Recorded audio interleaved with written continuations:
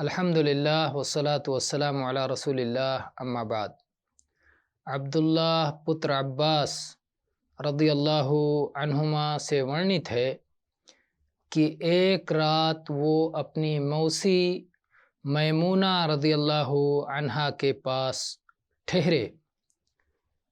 کہتے ہیں کہ میں تکیے کی چوڑائی میں لیٹ گیا اور اللہ کے سندیشٹہ محمد صلی اللہ علیہ وآلہ وسلم تکیے کی لمبائی میں لیٹے۔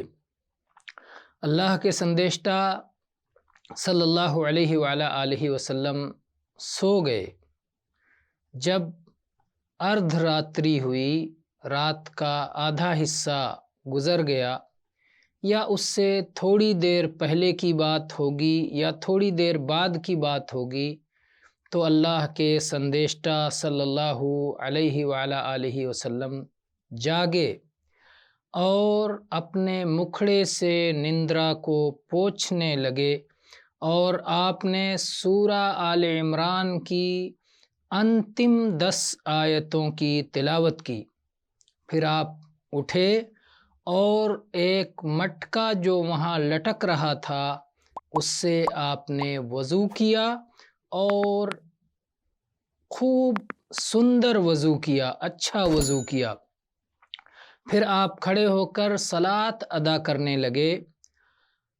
عبداللہ پتر عباس رضی اللہ عنہ کہتے ہیں کہ میں بھی جا کے اللہ کے سندیشٹہ صلی اللہ علیہ وآلہ وسلم کے بغل میں کھڑا ہو گیا۔ اللہ کے سندیشٹہ صلی اللہ علیہ وآلہ وسلم نے اپنا داہنا ہاتھ میرے سر پر رکھا اور میرے داہنے کان کو پکڑا اور اسے تھوڑا سا مروڑا، یعنی آپ نے پریم کیا اور مجھے بیدار کیا۔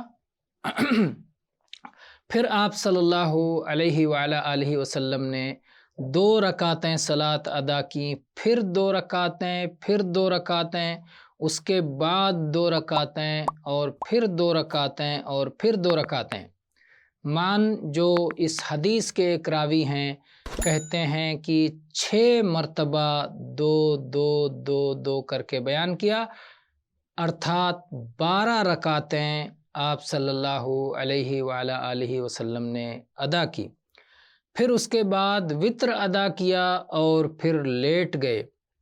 اور ایک روایت کے شبد اس پرکار ہیں کہ آپ سو گئے یہاں تک کہ ناک سے آواز آنے لگی، خراٹے کی آواز آنے لگی، اور آپ جب سوتے تھے تو خراٹے کی آواز آیا کرتی تھی۔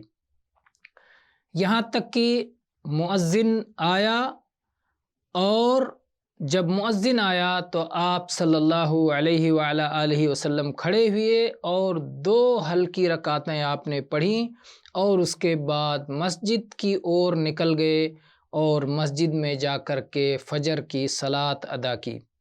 اور ایک روایت میں اس پرکار شبد ہے کہ پھر بلال رضی اللہ عنہ آئے اور اللہ کے سندیشٹہ صلی اللہ علیہ وآلہ وسلم کو صلاۃ کی سوچنا دی، تو آپ صلی اللہ علیہ وسلم کھڑے ہو گئے اور آپ نے جا کر فجر کی صلاۃ ادا کی اور آپ نے وضو نہیں کیا۔